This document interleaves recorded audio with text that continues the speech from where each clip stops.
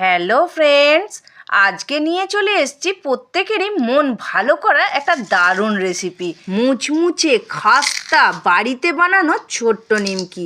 আওয়াজটা শুনেছো? এটা বানাতে হবে তো। আরে চললে কোথায়, একেবারে সহজ পদ্ধতিতে শিখিয়ে দিচ্ছি, চলে এসো। নিয়ে নাও কিছুটা পরিমাণ ময়দা, তাতে দিয়ে দাও পরিমাণ মতো জোয়ান, কালো জিরে আর স্বাদ অনুযায়ী অল্প একটুখানি চিনি। এবার পরিমাণ মতো নুন দিয়ে দিতে হবে, কারণ নিমকি আমরা একটু নোনতা হিসাবেই খাই। এবার 1 চিমটি একটুখানি দিয়ে দেবে খাবার সোডা।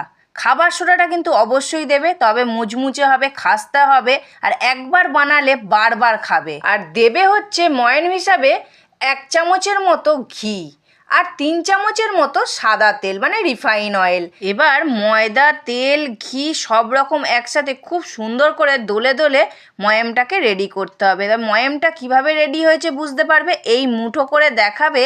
দেখো মুঠোটা কত সুন্দর হয়ে আছে, ভাঙছে না। হাত দিলে তবেই ভাঙছে, জানবে তবে কিন্তু ময়ামটা সুন্দর হয়েছে।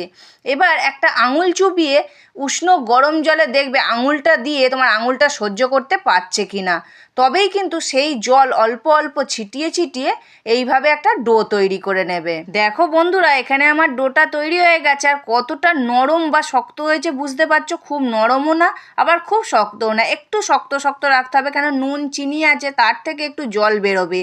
এবার চাপা দিয়ে আমি 4 থেকে 5 মিনিট রেখে দিলাম। তারপরে 4 থেকে 5 মিনিট বাদে ফিরে এসে দেখাচ্ছি। দেখো একটু নরম হয়ে গেছে। আবারও বেশ কিছুক্ষণ মেখে নিলাম। নিয়ে আমি এখানে 4টে লেচি কাটলাম। লেচি কেটে সুন্দর করে গোল করে নিয়েছি। এবার এখানে একটা বড় মতো থালা নিয়ে নিয়েছি, তাতে দিয়ে দিলাম বেশ কিছুটা ময়দার গুঁড়ো। দিয়ে এইভাবে আস্তে আস্তে করে লেচিটাকে সুন্দরভাবে একটু বড় করে নেব। দেখো বন্ধুরা, এই দিক ওদিক করে সুন্দর করে বড় করে নিয়েছি। এবার একটা বেলনের সাহায্যে খুব সুন্দর করে রুটিটাকে গোল করে বেলে নেব। এই ছোট নিমকিটা একবার বানিয়ে রেখে দাও, আর যতবারই খাবে ততবারই মুচমুচ করবে। বন্ধুরা, আমার এখানে কিন্তু খুব সুন্দর করে বড় করে গোল করে বেলা হয়ে গেছে। আর থিকনেসটা দেখো কতটা সুন্দর, খুব মোটাও নয় আবার খুব পাতলাও নয়।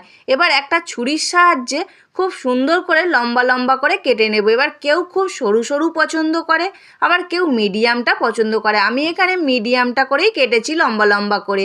এরপর একটু তেচ্চা তেচ্চা করে এর ওপর দিয়ে সুন্দর করে কেটে নেব, যাতে খুব সুন্দরভাবে একটা নিমকির আকার আসে। আর বন্ধুরা, তোমাদের একটা ছোট্ট টিপস শেয়ার করছি। একটা করে বেলবে, কাটবে আর সুন্দর করে ভেজে নেবে, একসাথে সব বেলে কাটবে না। দেখো বন্ধুরা, এটা কি ছোট্ট নিমকি মনে হচ্ছে? আর দেখতে কেমন হয়েছে অবশ্যই একটা কমেন্ট করে জানাবে। ছোট ছোট নিমকিগুলো এক এক করে কেটে সব প্লেটে সুন্দর করে তুলে নিয়ে